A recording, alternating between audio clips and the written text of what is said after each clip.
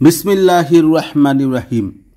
Program on Agricultural and Rural Transformation for Nutrition, Entrepreneurship and Resilience in Bangladesh এই প্রকল্পের আওতায় এই partner Congress সেই কংগ্রেসের সবাইকে স্বাগতম জানাচ্ছি। এখানে এই প্রকল্পের নামটি একটু বড় হলেও এটার ব্যাপক অর্থ এখানে একটি বিষয় হচ্ছে এগ্রিকালচার অ্যান্ড রুরাল ট্রান্সফরমেশন, কৃষি ও গ্রামীণ রূপান্তর।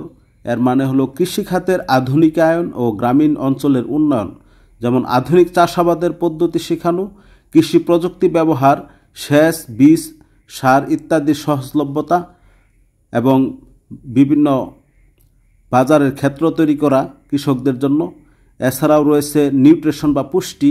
এই অংশের মূল বিষয়টা হচ্ছে যে গ্রামীণ শিশু, গর্ভবতী নারী, দরিদ্র জনগোষ্ঠীর জন্য পুষ্টিকর খাবার সহজলভ্য করা, সুষম খাদ্যের ব্যবস্থা করা, পুষ্টি সমৃদ্ধ ফসল চাষে উৎসাহ প্রদান করা। এছাড়াও এই প্রকল্পের আরেকটি বিষয় হচ্ছে এন্টারপ্রেনিয়রশিপ, অর্থাৎ উদ্যোক্তা তৈরি বা উদ্যোক্তা কার্যক্রম। এই অংশে গ্রামীণ মানুষ, বিশেষ করে নারী, তরুণদের ক্ষুদ্র বা মাঝারি ব্যবসা শুরু করতে সহায়তা করা, যেমন প্রশিক্ষণ প্রদানের মাধ্যমে তাদেরকে বিভিন্ন ধরনের কেঁচু সার তৈরি বা অন্যান্য উচ্চমূল্যের ফসল চাষ ইত্যাদি বিষয়ে উদ্যোক্তা তৈরি করা, বা বিভিন্ন পলিনেট হাউসের মাধ্যমে উন্নত জাতের চারা তৈরি করা এবং সেগুলো মাধ্যমে তারা স্বাবলম্বী হতে পারে সেই ব্যবস্থা করা, বাজারে পণ্যের প্রবেশাধিকার বাড়ানো। এছাড়াও আরেকটি বিষয় আছে রেসিলেন্স, অর্থাৎ সহনশীলতা বা টিকে থাকার ক্ষমতা।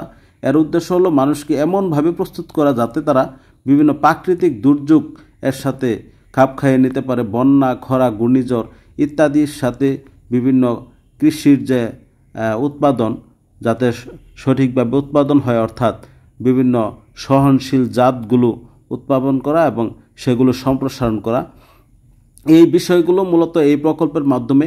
এছাড়াও এই প্রকল্পের শুধু এগ্রিকালচার সেক্টর নয়, মৎস্য বিভাগ, প্রাণী সম্পদ বিভাগ এবং বিভিন্ন গবেষণা প্রতিষ্ঠান, বাড়ি, বিড়ি, বিআরসি বিভিন্ন প্রতিষ্ঠানের সমন্বয়ে এই প্রকল্পটি বিশাল একটি কাজ করে যাচ্ছে। সেজন্য আপনাদের আশা করি এর মাধ্যমে আপনারা উপকৃত হবেন। সেই জন্য এই প্রকল্পের যে বিভিন্ন পিএফএসগুলো আছে, পার্টনার ফিল্ড স্কুল, সেই পিএফএস গ্রুপগুলো বা সমিতিগুলো সঠিকভাবে পরিচালিত হয় সেই বিষয়টি নজর রাখতে হবে এবং সেগুলো যাতে দৈনন্দিন কার্যক্রম, মাসিক কার্যক্রমগুলো সঠিকভাবে হয়, স্কুলগুলো সঠিকভাবে চলে, আমাদের উপসহকারী কৃষি কর্মকর্তাগণের মাধ্যমে সেগুলো পরিচালিত হচ্ছে এবং মনিটরিং হচ্ছে। আপনারা মনোযোগ দিয়ে এই কাজটি করে যাবেন।